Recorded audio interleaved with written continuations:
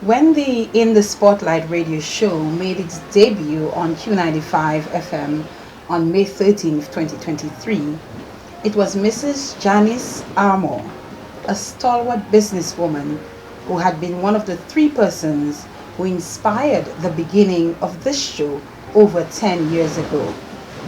Mrs. Armour was one of three business persons who were invited by the Dominica Association of Industry and Commerce to speak at their annual general meeting that year on their respective business experiences over the years.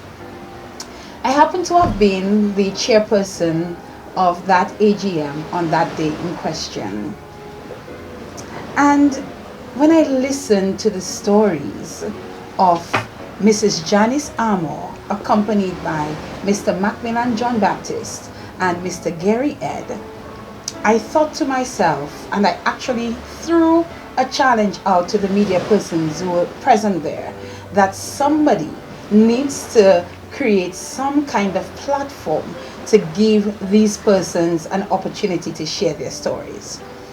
I went home that evening and I gave it some thought, and I said, but Ferdina, you could do this. Why not you? And so, to make a long story short, I engaged Mr. Sheridan Gregoire of Q95 FM. I told him of my idea. I shared my thoughts with him, and he was pretty thrilled to give me some airtime to be able to do that. And so, I think about 3 weeks or about 4 weeks later, I got the word from Mr. Gregoire that I could get the day and time that I wanted, which was a Monday night, 8 to 10, and I was ecstatic. The first program naturally had to start with one of those three persons, and so it was Mrs. Janice Armour who was my first guest for the inaugural In the Spotlight radio show. And 10 years later, as we celebrate a decade of the In the Spotlight radio show, it was only natural that we paid her a visit at her Picard Beach Cottages and get an update from her as to what life has been like for the last 10 years. Mrs. Armour, it's such a pleasure to be here with you today so we can chat again after that very first In the Spotlight radio show. And it was such a beautiful show. I remember getting such amazing feedback on that very first show, and it was you. Good day to you and welcome. Thank you for having me here today. Well, thank you very much for Dino, because I was very excited to have a call with you. And I remember at the time you also thought that you done it in honor of your father. Yes. And that impressed me very much, I must say. Thank you for that reminder too. Because your father was quite a prominent person on the DBS at the time, and he had left us a little while before that. Yes, it has been quite interesting, and life has gone on. Dominica has had several challenges, as all of us. We have gone through something, but I think Dominicans on the whole on a survival mode, and we get along. How are you doing? Oh, you mean personally? Yes. Oh, well, personally, I always find every day is a beautiful day. My health has been very good, except I have had problems with I shouldn't say problems, challenges with my eyes.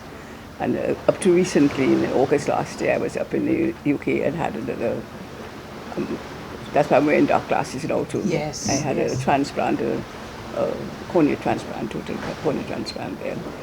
It's not quite healed yet, but I suppose they say because of my age, because I don't feel it, but I'm going to be 90 years next year. You will be 90 and years I'm quite looking forward to that, because I said that that's a time when I want to get all my children and grandchildren around me. It's pretty nice. Well, please allow me to tell you that you look lovely. And you look very good for somebody who is going to be 90 next year. But I'm not surprised because even when I spoke to you the first time, I remember coming here to do the interview prep, spend some time with you here actually. And I mean, you look so beautiful then. And you look well and just as beautiful today, 10 years later, Mrs. Armour. Well, that's a very kind compliment to give me. Oh, you're most welcome and very deserving of it, if you ask me so. Yes. Myself. What about family? I know family is very dear to you. What has happened? It's been 10 years. Have we had some new additions to the family? Oh, yes. What's going on family-wise? Well, the thing is, I'm very fond of my family. And I'm lucky now that I find myself that I've lived through 6 generations of family. Because I knew my grandparents, my parents, my own generation, my children, my grandchildren, and now I have a great-grandson, my first. Congratulations. Yes, it's really wonderful. And I have 20 grandchildren. I must say they're very lovely people. So interesting, all of them different and excited to have around, Really good. And I don't think we had any additions. And the addition would have been the great-grandchild. The great-grandchild. But what has happened, I find, is that they all over the world. And one thing, they all want to live in Dominica. They all want to come back all the time. But the excitement, there's one granddaughter who wants to see different countries to decide where she wants to live. It's such an exciting world, She's in Australia now and she likes it there. I have another granddaughter in Australia. She did architecture there.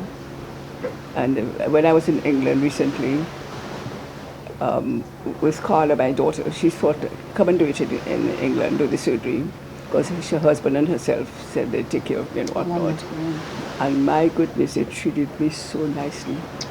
You have back and forth doctors and so forth. And Mark would cook my lunch for me every day. He knew I like croissants for breakfast. He'd go next or run and get some hot croissants for breakfast for me.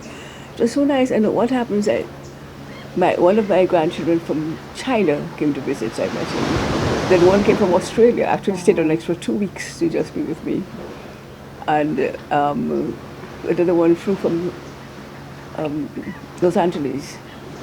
David's daughter said she's coming to see me for a few days. And it was so very nice. Another one came from Trinidad. He came on visit with a young doctor just graduated looking for a job in England. And he came in and came to visit, spent 2 days in Brighton where I was to visit. So that thing all the time.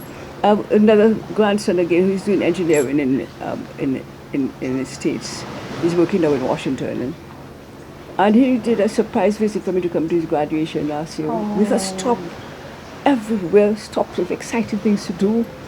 I found that, and he's coming in on Sunday. He's already said he's coming in to go to the show at the Cabrits, the tourist jazz festival. Jazz and Creole. And he wants to bring me. He wants to bring you. Will you go? And got my ticket. I am going. Wonderful. Got my ticket already. So that's a relationship I have with them. The Alpha is here. He's so very kind. This morning, I said I wanted coconut. He made sure that there was coconut water there if we wanted it. And they're just nice. Look at New Ray's here with me now. Andrew's New Ray, she just came to spend a day with me yesterday and she decided to spend the night. Wow, she wanted to spend some more time with great-grandma. And look at Yvonne is here. But you deserve all of it though, Mrs. Armour. And I think it also stems from the way that you raised your children, the love, the care, attention, the commitment, the dedication that you gave to your children, to your family. I think they're now just reciprocating all of it, and giving you what you duly deserve, the love, the care, the affection, the attention. I mean, you are the matriarch, so everyone... But it looks like that, but I still think of myself as 16, no matter what. But then they've already seen about everything. David, my first son, is the one who's keeping a Port Beach and Picard running. Okay. Estelle, who is an MD in English, she's the managing director for Anchorage, and they're doing things at Anchorage too. Okay. And we've seen about the boats and the Yvonne is Dominica tours. It's on the move, Yes. because this is a difficult time, when you're not quite sure where the island is going. It looks very hopeful, I must say, with all those geothermal things happening. I'm excited about that. And look at now, we just heard about this thing in the gases in Portsmouth area, the zapping. I find it exciting. It means that we will be able to, even we just did won't have to pay taxes if we can export all those sort of things. Let's hope so. You never know. very sad. That would be quite awesome, wouldn't it? And then we have now, perhaps I'm going ahead of my time, but we have also the airport coming in. Now, I have been on airport committees since 1970, when they had the development of the first airport, when they were to the, and then year after year, it has been put off, and every government has tried to do something about it. It looks as though it's coming through now, but we haven't given that encouragement to see that it goes through, and then it may change things a lot. You think so? It may change things. So I think it will. I think it will. I think it will, yes. Okay, so let's move on a bit, and let's talk about how this even came to be. Do you remember the DAIC meeting, Mrs. Armour, when yourself, Mr. Macmillan John Baptist, and Mr. Gary Ed spoke at that annual general meeting of the DAIC? Yes. Because this is where this was born. I remember in the Spotlight radio show. Mimi Piper was she was the president at the time. Yes. Yes. Do you remember that? Oh yes, I do. Yes, I do remember it. Do you remember what you were asked to do at that AGM? Well, I just to say about my life, my experiences in business. It was there. Yes. So therefore, my meeting with you, we spoke more about on a trend on that, of what went on in the business world in that way. Yes.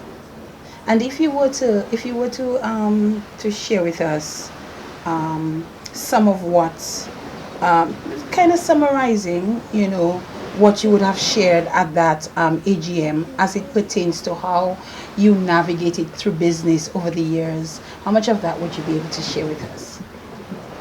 Well, the thing is, I think we're all doing the same thing. It's a matter of trying to make the best of every little opportunity that came, to improve and to build on it.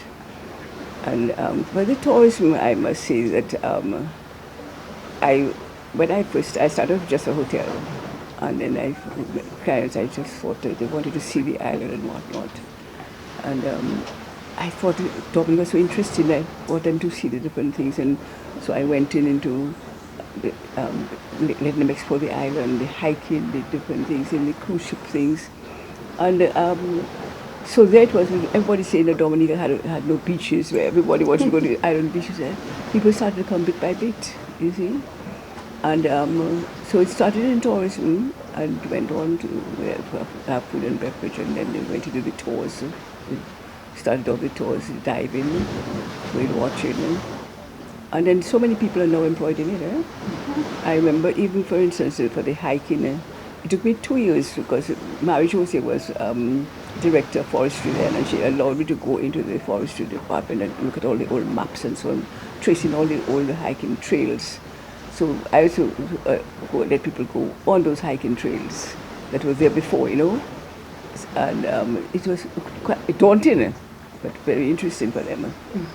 And then get tapping all the people, associations for hiking and bird watchers and so forth.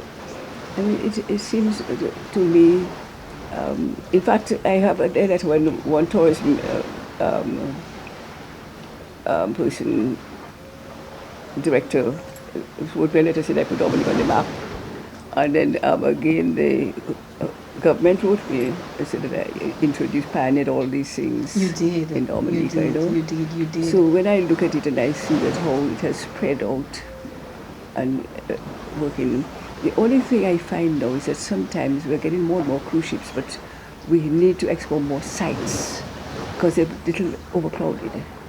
I think we have more sites. Everywhere is beautiful in Dominica, but we need now to, because you cannot put more people into Trafalgar Falls and that area, per day. Take us back, Mrs. Armour, to when it all began for you. Just refresh our memory as to how you got into tourism and hospitality. Oh my goodness me. Well, to begin with, I was living in the oh, it's too long a story.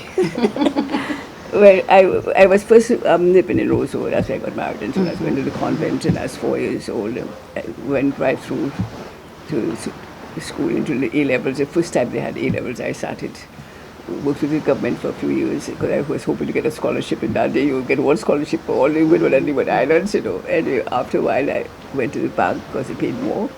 It was quite interesting. I worked there for a while, and then I got married. My husband was a civil engineer working with government, and then he decided to go on the estates to help his father on the estate in agriculture. Now, I knew nothing about agriculture. And, except my mother had a lot of plants, ferns, and flowers, and so on. And when I went to live at Blenheim, I said, my goodness, these people have no manners. They speak about bananas from morning till night. And 3 months after, I was the same thing. You were starting to speak about bananas day and night. Then he went and had his own place on the estate, and he went into cattle. We built roads all over his place, bridges and so on, because he was an engineer. Again, I got myself involved. And then now I started getting asthmatic fits. Couldn't find out what I was allergic to. Eventually, I said I had to go to live in Roseau. When I went to live in Roseau now, I stayed with my mother's at one time, and then I got a house at Elmer Bully's house where, anyway, I forget the name of the name, that's where I was living. And I said I couldn't continue this. I was living in the Berlin house after. So I said I can't continue renting all this time, so let me get a place. And my husband came to town and said, you can't stay in a house all the time because he used to come down every weekend, and he should go to school at the convent in the grammar school. So when we came to town, and he said, but you can't just stay in the house all day with children. So he proposed that I got a job. I worked with Acme Motors as an accountant because I had all this banking experience. Yes. And then so when I worked there now, that's when I said, what am I going to do with that salary? One staff said, what, Mrs. Armour, you don't know what to do with money? I said, but I've left 5 children at home, I must do something with it. So I went to Eugenia Charles had her office around, and she was selling Castle Comfort. So every month I paid her, she agreed to let me have it on installment. I bought the land and built my home. You bought land and you built your home? At Castle Comfort. Okay. So my husband designed the house for me, my brother built it for me, he was in thing, and they didn't charge him for these things. And lucky you. So we lived there, and then guess what? The manager who was at Barclays Bank, they've come to live in the north too. And when we went to live in town, he asked whether we could fix up downstairs for him to stay with us. Okay. So we went to fix it up, and then he decided he got Miss Richie's house. And the next thing now, I put 4 bedrooms here, all the air conditioned in the bathroom below the house. And downstairs I made a dining room and was cooking from my kitchen. So I had the Anchorage Inn. That's what it was called? Yes. And you started housing people? Yes. So that's your first step into... And then I had the children's swing and so on. I built 12 rooms and a swimming pool. And then we got the land next door. At that time, the land, when we bought that land, we couldn't find the owner. So we got him, he was in England. He sold it for 8 times of what he bought it. But guess what? We only bought it all at 25 cents a square foot at that time. Can you imagine? 25 cents a square foot. Should I tell you what I just paid for a square foot? Can you imagine? That is classic comfort, you know what? Yes. You see? So that is all. And even then, my aunt is the one who lent me the money to buy that land. And when she was dying, she tore it on the receipt. She said, we stopped paying her. Before she died, I mean, not when she was dying. Yes. So we went ahead and we borrowed money from the bank. And you for the bank, I borrowed money and built it. So then, after we built this 4 rooms and 12, we put a tennis court. It was the first hard court in the island. Then we built 10 rooms on it after. And then further we built another 10, so we had 20. But all that time now we started doing we had a restaurant and so on, doing the tours. We started the safari tours. And we had lots of people coming in those stores, yes.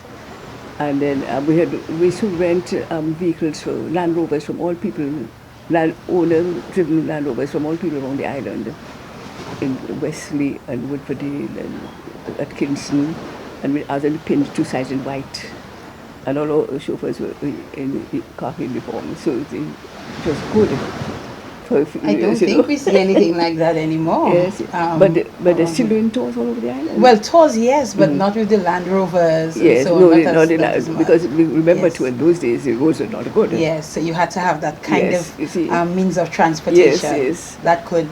It was something. I remember people going into the Emerald Pool, and sometimes when their feet sank, like saying their feet, the shoes would stay in the mud. You know. I remember too going into our people were so helpful, our tour guides. And again, now we took people.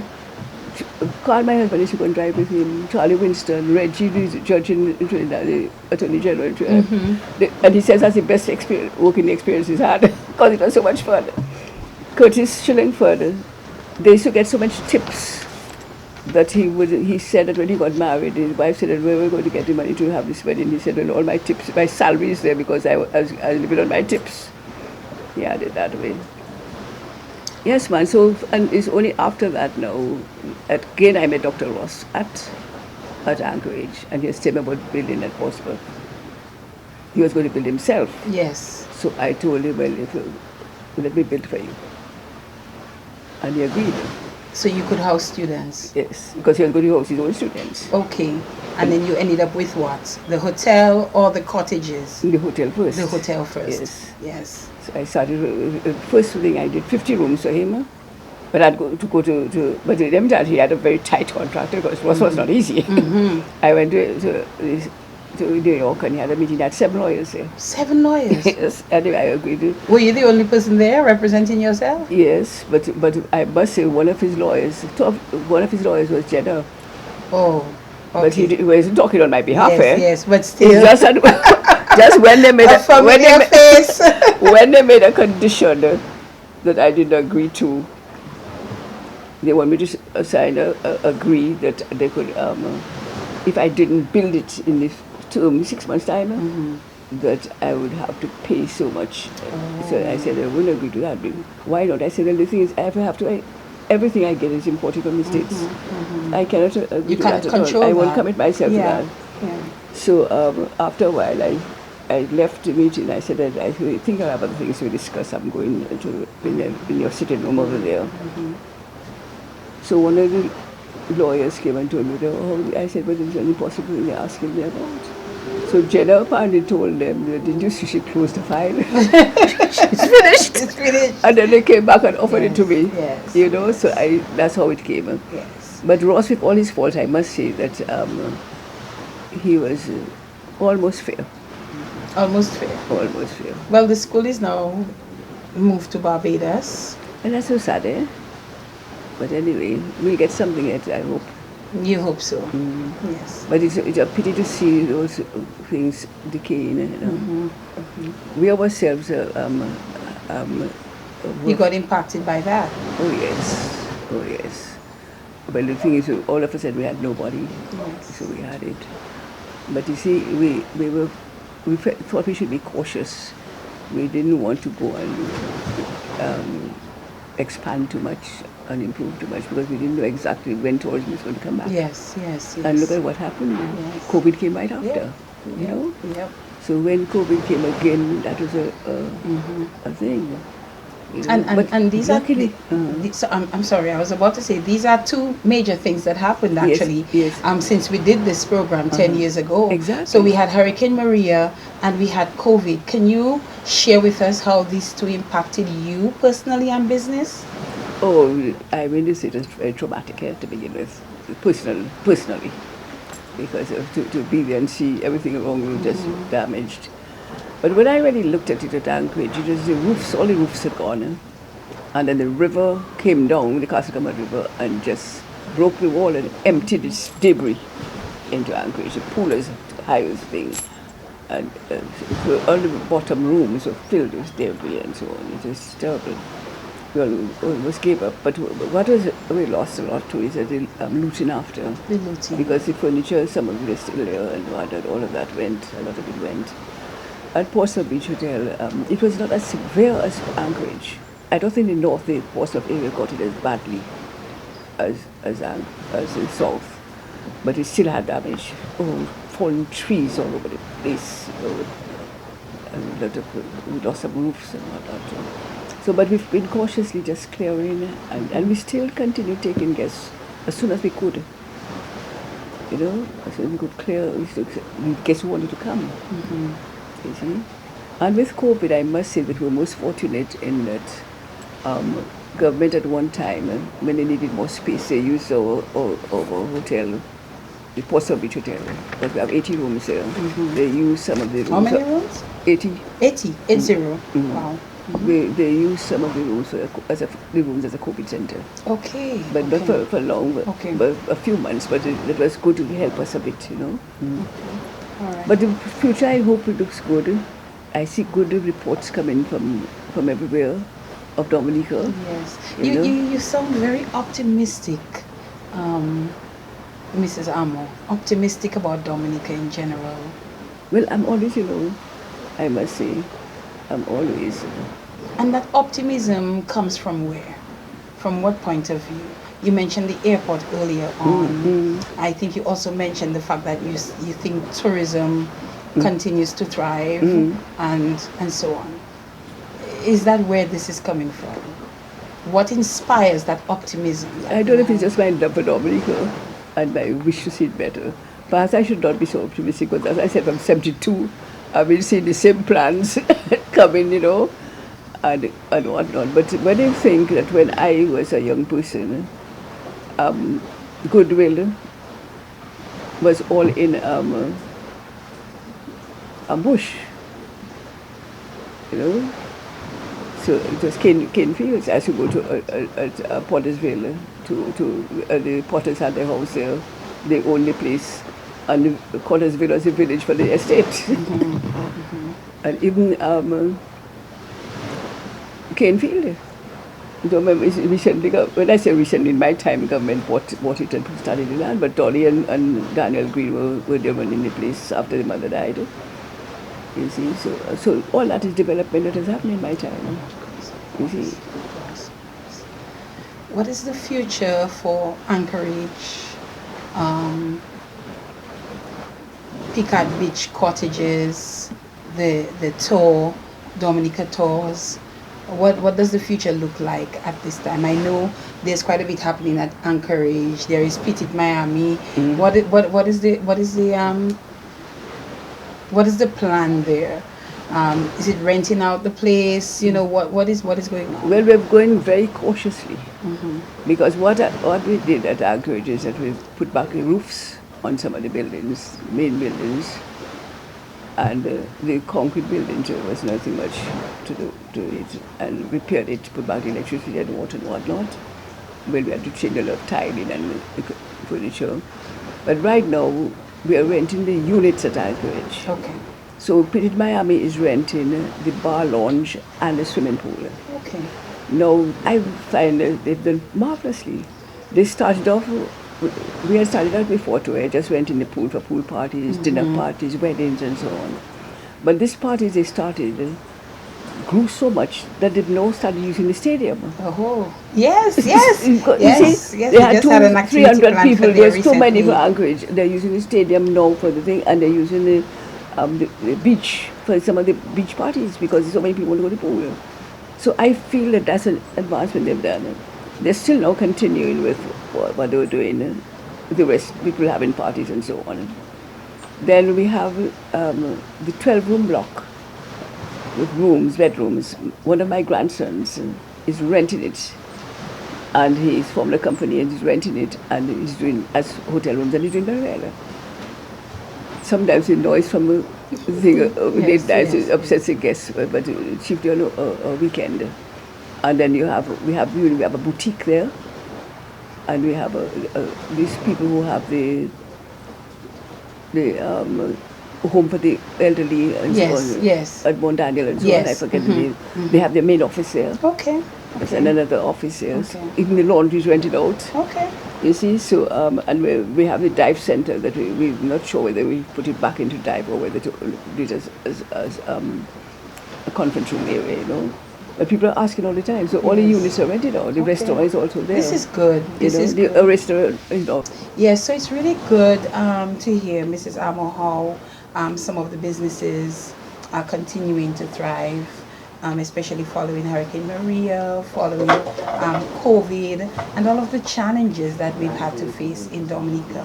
How involved are you at this particular point in time in terms of the businesses? I mean, you're going to be 90 next year. Tell me you're just relaxing and enjoying life right now. Well, I am enjoying life and I am relaxing. As I told you, my daughter, Estelle, she's a doctor in Nassau. She's the managing director of Anchorage Limited. And Anchorage Limited owns a hotel, something at Pocasset and Point Grenada Estate, and she's managing that. We thought we'd rent out those units.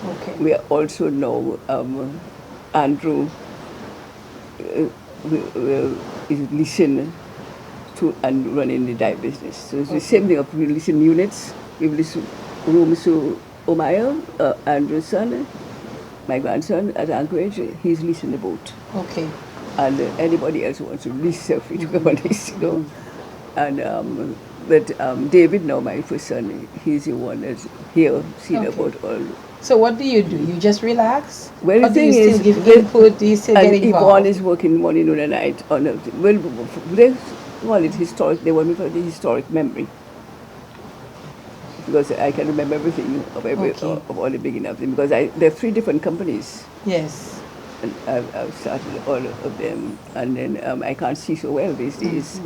So I'm hoping that they can take it over. In fact, I sent them a list of all things just this week, because besides that, I've been executive for my mother, executive for my father, executive for my grandfather, my aunt, my sister, so I'm just saying that there are just 1 or 2 little things that are not finalized. I'm saying somebody will have to take that part over. All right, fair enough. Just going... And David is also seeing about the estate, because you know that the government is building the airport, most of the airport on it. Okay, interesting. On some of our lands up there. And my home there, it looks as though I may lose it too. So... Well, once you get compensated for it too, I would want to go. I suppose, but it's still part of my life, part of your life, part of your history, and part of your family. Yes. And the thing is, my father's house, Kaibana, where Kaibana was, we had sold it before, but it was destroyed with the hurricane. And every time I pass it makes me feel so sad. So Mrs. Armour, at this point, if someone were to ask you about life and how it was lived, what would be your response? You're going to be 90 next year. Have you lived a fulfilling life? Is there anything you would change? No, I enjoy everything I did. And the thing is, no matter what happens, there's always a bright light in. And when I say something not so good happens, I say God has something better there. Yes. If that has happened, something better is waiting for me. Correct. That's how I look at it. And that's a positive way. I suppose so. And then I think that is anything, I say also, anything bad is squeeze all the good. Throw the bad behind you. And don't look back. I keep telling myself that anyway. Yes. And for persons who are viewing this program or listening to the audio of it, if you were to share some words of inspiration, if you were to give some level of encouragement, what is it that you would say at this time? Well, the thing is, I forgot for a while that people will be listening to us. But I think that we just need a little more love between each other, love. To wish people well and each other well, and strive for the best. Back to the program. So you were my very first guest of the In the Spotlight radio show. What did you think about that when I came to you and I said to you, if you remember what happened that day I see you, and I'd be so excited if you could be the first guest for the program. How did you feel about that? And how did you feel the program went, if you remember from back then? Well, the thing is, for that, I just felt as though there was a lot of the same thing I feel right now, too, too much publicity for me. But you seem so earnest and wanting to do something good. And I thought to his past good, the same way that the AIC thought it would benefit other members to hear how what I asked, how you managed over the years, you see, with the overcoming the difficulties. I thought it would be good for them to hear my little way of doing it, if it could encourage anybody. I felt also it was a really brave thing for you to do. And I have to compliment you for it to have stuck to it for 10 years. And all of them so worthwhile. I can't tell you that I've listened to all of them. Yes, and that's understandable. But because it's every Monday, yes. You know, and, but I must say that I really admire you for that. Thank you and so thank much. You. And it gives people, Dominicans, a time of sharing each other's lives when there's so much separation, I find. Thank you. You're most welcome. I am going to give you the opportunity to extend anniversary greetings to us, well, to me and the show. The anniversary will be the 13th, but we will be doing a special anniversary program on the 13th, but we'll be doing our regular Monday program as well. And I'm really happy of that person. We won't tell them yet who the person is, but I'm really happy that that person has consented to do the program. You know, I've told you who the person is, and I'm looking forward to that. So again, I truly want to thank you, Mr. Macmillan, Mr. Ed, for sharing with us on that day. And if I recall, my general manager, Jeffrey Baptiste, was also on the executive of the DIC. He might have been the vice president, and he may have been the one who recommended me to do the chairing of the program. And there we are today, 10 years later. We pulled something out from that DIC meeting, and here we are. We created In the Spotlight radio show, and it's been so amazing. It's been a challenging journey at times because I can't always do a program every Monday. There are times I have to do repeats. Sometimes people want fresh programs, but you know, I've made it through to 10 years. So an opportunity just to extend greetings. Well, for Diana, I'd like to thank you and congratulate you for this program, On the Spot program that you started 10 years ago. It was marvelous. I was one of your first people you interviewed, and I think that didn't think that you'd have had the courage to continue so long. It has been an excellent program, and it's brought Dominicans together and to know each other. Thank you very much. Thank you again, Mrs. Armour, for agreeing to speak with me as we celebrate 10 years of the program. It was an absolute pleasure having you the first time, and again, an equally fulfilling opportunity to speak with you again today. It is good to see you. You look well, and I hope that you live to see a century and more, hoping that you want that for yourself as well. So folks, this is our very first interview for the anniversary of the In the Spotlight radio show, and we want to thank you for your support over the years. And we want you to participate with us in terms of the program. We will be having giveaways, we'll be having an entire month of activities, and we look forward to you participating. If you would like to make a contribution as well to our anniversary celebrations, that would also be very, very awesome. We would appreciate that. So, thank you on behalf of Mrs. Janice Armour, the very first guest of the In the Spotlight radio show 10 years ago. And Ferdina Frampton, thanking you so much for viewing and listening.